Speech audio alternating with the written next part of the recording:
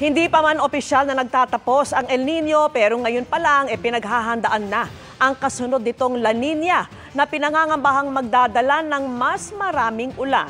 Silipin natin sa pagtutok ni Oscar Oida. Halos 15 taon na mula ng pananalasa ng Bagyong Ondoy. Pero ang pinsala nito sa Marikina, nagdudulot pa rin ng pangamba tuwing tag-ulan.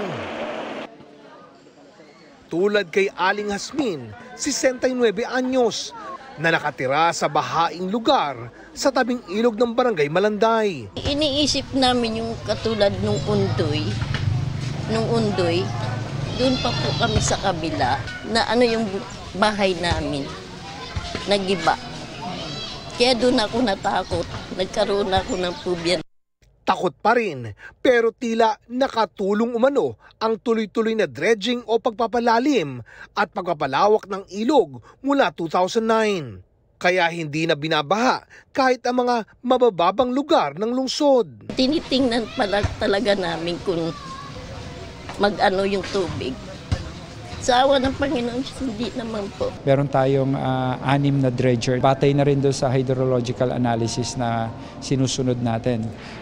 Yung tamang lugar kung saan dapat maghukay. Pero hindi pa rin nagpapakampante ang Marikina, lalo ngayong may paparating na La Nina. Dagdag akbang nila ang paglalagay ng dike sa gilid ng ilog ngayon pa lang. Nagkaroon ng slope protection project. Maiwasan na yung scouring o yung pagguho ng gilid ng ilog. Bukod pa yan sa tuloy na paggawa, pagsasaayos at paglilinis ng mga drainage at water pumps, lalo sa mga mabababang lugar.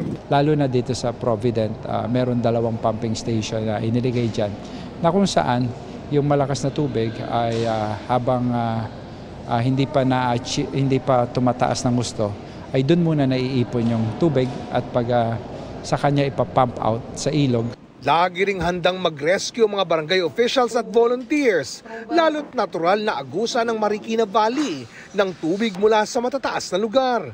Pero sana raw, hindi lang sila ang naghahanda. Sa karanasan ng Marikina, hindi kami po pwedeng magtiwala at maging complacent. Kung patuloy na nakakalbot, nawawala yung kagubutan dun sa taas ng kabundukang nakapaligid sa Marikina, babaha sa Marikina. Kaya kailangan din talaga, hindi lang sa Marikina ang preparasyon. Para sa GMA Integrated News, Oscar Oida, nakatutok, 24 oras.